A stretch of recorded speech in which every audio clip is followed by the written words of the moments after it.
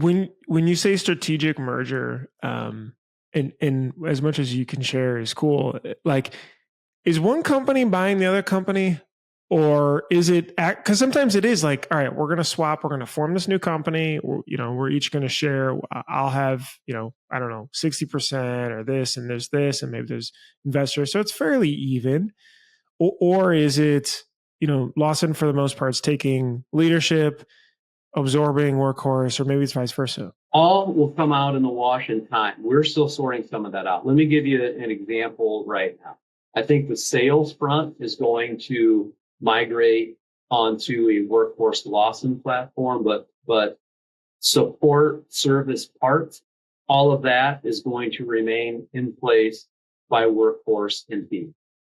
So we are still able to manufacture, parts, replacement parts for machines. We're going to ship all of parts business that people know right now out of Phoenix. The service side is staying all in Phoenix. So we're kind of dividing and conquering right now between the two companies. Who slid into whose DMs, right? Like, were you like, yo, to Dave Lawson, like, are you up right now? Yeah, I asked this to Frank at SNS on Alpha Broder. How did this all come about? Okay, so there's a group out there. It used to be, it was the North American Screen Manufacturers Association.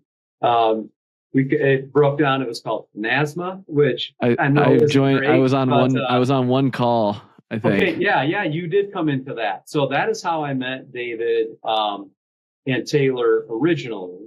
And I don't know if it was I think it was a long road to this, and it was lots of conversations over several years that just kind of started coming to a head last year, where we're like, man, even the word was, I think we would be better together. So we're kind of hanging on to, or leaning into that a little bit, with Workhorse and Lawson being better together.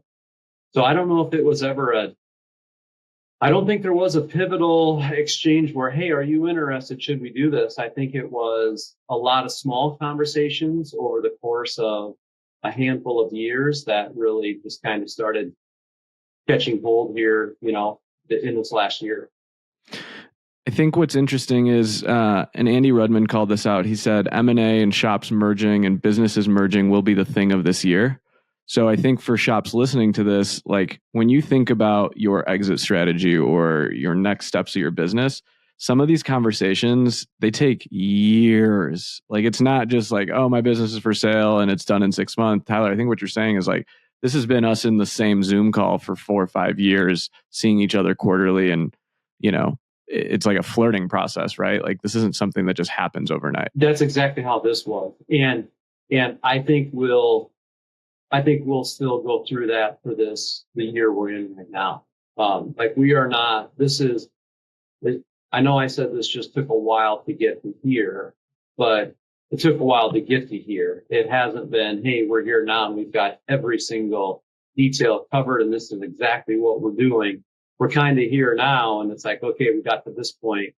What's next? And, what's going to be next after that? So I don't want to say we're not organized in a sense of, hey, we don't know what we're going to do, but we are going to take our time with what the next phase is after this as well, in terms of what goes where. Say that in terms of maybe that's staff, maybe is it a new company name? Is it we're going to continue to operate separate forever? Or, where are we going to do new things at? So I guess I agree with what you're saying, and we're kind of in the grips of it right now, in terms of just kind of taking our time and taking it one step at a time. Do you have to, when you do something like this, where there's two big companies that are family owned, or like they've been around for a long time, do you engage with a third party to help put it together? Are they like business brokers, lawyers? Like, if I'm a shop and I'm thinking about merging with someone across town, where do I even start? Okay. I wasn't going to mention this, but since you did, obviously that, yes, there were lawyers involved in terms of, signing contracts and who's doing this, that, or what other. But for us, it just turned into such a natural fit because we are two family owned companies, right? So this wasn't a it wasn't a buyout that had any, it was a couple of people talking that turned into, hey, we have a lot of similarity in terms of family owned, on the smaller side of manufacturing, feeling the pressure of watching the big guys, come up around us both, that it really was I don't know if it's cliche to say this or not. We just kind of fit. There was nothing that was really hard in terms of, oh, we have to iron this out, or we're back and forth on this. As the conversation turned into, hey, this could really be something, where you sit down and what are the pros and cons? It just became easy real fast that we think it's just pros for both of us. So, I don't know if that works that way for everybody. But it just seemed, maybe just like a natural fit. Because we were, I think, so alike in what we were doing, and the challenges that Workhorse had, I think, were similar to some of the challenges Lawson had, and vice versa. And it's like, can we tackle these better if we're together? And we kept saying, yeah, I think we might be able to. That's awesome. So who gets the credit card miles? No, I'm just kidding. Right? Those are proof. Goodbye. Yeah. Very important. I guess the question is, what color is the equipment? Teal or red? Hey, I'll tell you what, we should start a survey. Great question. And stuff that is on the table for us to determine, right? At the moment, everything is staying in their respective corners, right? So the Workhorse stuff is still going out the Workhorse colors. Lawson's still going out Lawson. And the time will come sooner than later, sometime this year, with when something new lands, or we put something, together that's going to go out. What is the color going to be? Or it could be Justin's boat is like the most hideous orange and green.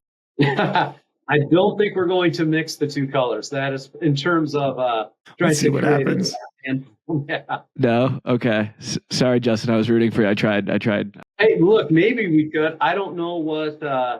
Let's call Workhorse teal. We're the metallic gray and teal, and they're black and red.